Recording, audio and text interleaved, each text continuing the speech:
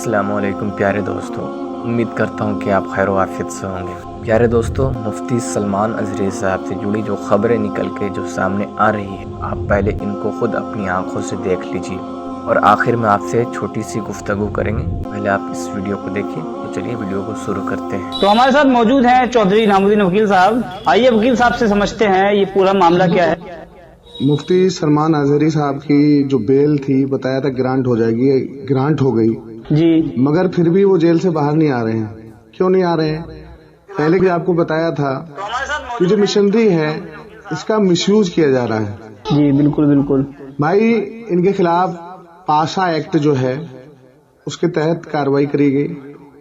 अब पासा है क्या? पासा अधिनियम 1985 क्या है? गुजरात असामाजिक गतिविधियों की रोकथाम अधिनियम 1985 प्रशासन को सार्वजनिक सुरक्षा बनाए रखने के लिए बूटलेगर्स, खतरनाक व्यक्ति, नशीली दवाओं के अपराधियों, अनैतिक तस्करी, अपराधियों और संपत्ति हड़पने वालों को निवारक हिरासत में लेने की अनुमति देता है। तो इसमें एक चीज बताओ, आप भी बताओ कि मुफ्ती साहब क्या कर रहे थे? अनैतिक तस्करी कर रहे थे या बूटलेगर्स यानी जो अवैध सामान तस्करी वगैरह करते हैं, बूटलेगर्स, जी जी उनको बूटलेगर्स बोलते हैं। अच्छा अच्छा, या किसी की संपत्ति हड़प रहे थे, क्या कर रहे थे? जो उनपे पासा एक्ट की कार्रवाई करी गई। जी बिल्कुल बिल्कुल अननेसेसरी हरासमेंट हो रहा है उनका कि कैसे उनकी हिम्मत को तोड़ दिया जाए। सच बोलने वाला कोई भी न रहे। जी बिल्कुल बिल्कुल अगर कोई भी व्यक्ति सच बोलता है तो उसके खिलाफ पूरी एक फौज खड़ी कर दी जा रही है। बिल्कुल सही कहा। चलो ठीक है, संविधान है, संविधान का आर्टिकल 19 है, आर्टिकल 14 है। इसमें इक्विटी बिफोर लॉ की जो बात है कि कानून की नजर में सब बराबर है। धर्म, जाति, लिंग, बिल्कुल सही, इसके आधार पे कोई भी भेदभाव नहीं किया जाएगा। सब कानून की नजर में सब भारत के नागरिक हैं, चाहे किसी भी धर्म का मानने वाला हो, कोई भी हो। मगर कानून का उपयोग किया जा रहा है, स्वागत है। कानून का उपयोग आप कर रहे हो, स्वागत है, कोई दिक्कत नहीं है। मगर सबके लिए बराबर होना चाहिए। इंसाफ जो होना चाहिए सबके लिए बराबर होना चाहिए। जी जी बिल्कुल सही कहा आपने। बहुत से एग्जाम्पल मैं आपको दे दूं, आप गूगल सर्च कर लो। ऐसी ऐसी बातें लोग बोलते हैं खतरनाक, एक विशेष कम्युनिटी के लिए, एक विशेष जात के लिए नारे लगाए जाते हैं। उनको आप माला पहना के स्वागत कर रहे हो। अगर कोई और है जिससे आपके विचार नहीं मिल रहे हैं, उसको आप अननेसेसरी हरासमेंट कर रहे हो। अच्छा वकील साहब, एक ये जो पासा एक्ट है मुफ्ती सलमान साहब से पहले किसी और पे लगाया गया है क्या? पासा तो कई लोगों पे लगाया गया। खैर, पासा में अभी एक बहुत फेमस कोरोना टाइम में एक डॉक्टर साहब थे, उनका नाम है डॉक्टर मितेश ठक्कर, गुजरात के ही थे। ठीक है। वो वैक्सीन का कुछ वो लेकर के उन पे लगाया गया था। 106 दिन तक बेचारे जेल में रहे। High court, Gujarat high court ने उन्हें बेल ग्रांट करी। जी जी जी 106 दिन तक बेचारे रहे जेल में, जैसा कि दिखा रहे हैं इसमें 106 दिन तक थे बेचारे। फिर उनकी बेल ग्रांट हो गई, वो भी गुजरात हाई कोर्ट से। तो वकील साहब, ये मुफ्ती साहब के साथ ऐसा क्यों हो रहा है? मुफ्ती साहब की आजमाइश चल रही है, कोई इतना बड़ा मैटर नहीं है। ये तो मैटर था फर्स्ट हेयरिंग का ही था कि बेल, भाई उसी सेम ऑफेंस में और जगह से बेल ग्रांट हो गई। जी बिल्कुल हो गई। तीसरी थी वो भी ग्रांट हो गई। अब आपने पासा लगा दिया। भाई कल को ये भी पॉसिबिलिटी है कि पासा में आपकी बेल ग्रांट हो, फिर कहीं से कुछ और लग जाए। अच्छा वकील साहब, आपने जो बताया अभी डॉक्टर साहब वाला जो मामला हुआ, ये पासा एक्ट जो है ना गलत तरीके से यूज किया जा रहा है, इसके लिए कोर्ट अपना जो है ना कुछ संज्ञान नहीं ले रही क्या? इस बारे में अगर कुछ अपडेट हो कुछ बताइए। भाई पहले भी इसका मिसयूज हुआ है, पासा एक्ट का काफी मिसयूज हुआ है जी। इसमें अभी कोरोना वैक्सीन के चक्कर में डॉक्टर मितेश ठक्कर जी थे, ठीक है, उन पे भी पासा एक्ट लगा करके जेल में भेजा गया था, जो गुजरात हाई कोर्ट से उनकी बेल ग्रांट हुई। जी जी जी इसमें एक ऑर्डर है, उसमें 2020 में सितंबर 2020 में गुजरात हाई कोर्ट का एक ऑर्डर आया जिसमें काफी फटकारा है हाई कोर्ट ने। इसमें है गुजरात पासा act a long running saga of misuse and abuse.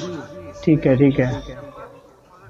और इसका मैं स्क्रीनशॉट दूंगा, आप लगा देना, पब्लिक देखे कि इसमें पुलिस को और इनको जो उठा करके पासा का मिसयूज कर रहे थे, तो उसमें काफी फटकार पड़ी। उसके बाद अमेंडमेंट भी किया गया इसमें, और उसके बाद भी उसका मिसयूज नहीं रुक रहा है। तो वकील साहब, इसमें कितनी पॉसिबिलिटीज हैं, हम अगर हाई कोर्ट जाते हैं कितने % चांसेस हैं कि बेल हमें जो है जल्द से जल्द मिल जाएगी? भाई साहब, जब हाई कोर्ट ने खुद ही एक ऑर्डर सितंबर 2020 में दे रखा है, हाई कोर्ट को पता है कि इसका कैसे मिसयूज होता है। जी जी जी।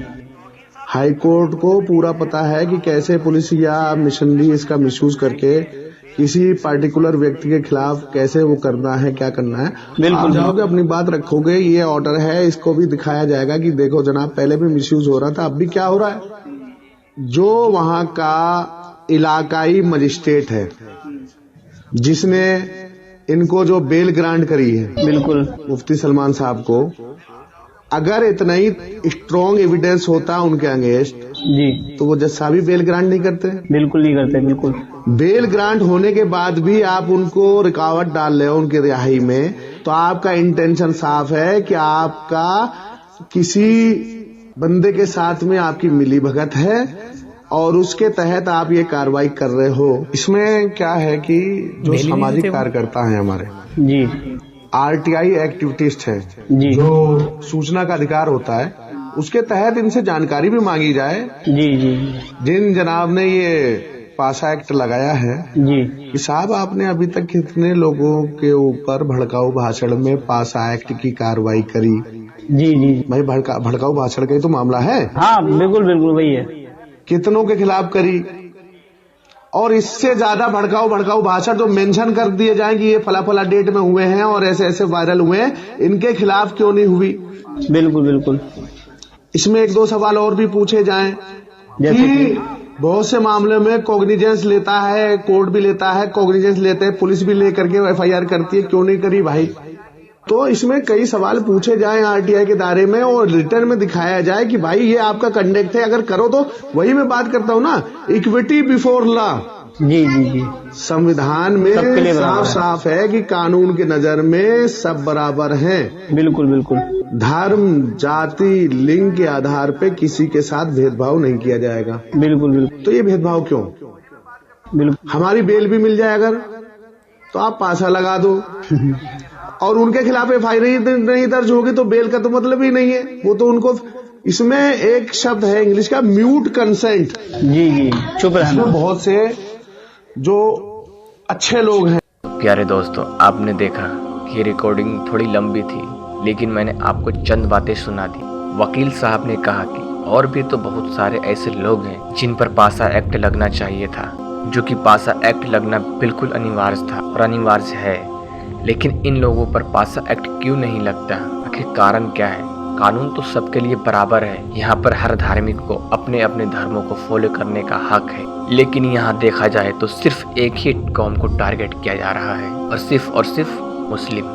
ये लोग को दूसरा और कुछ दिखाई देता ही नहीं, यानी कि मुस्लिम को हर तरह से रौंदने की कोशिश कर रहे हैं ये लोग, कभी मंदिर मस्जिद के नाम पे, तो कभी हिजाब के नाम पे, वगैरह वगैरह।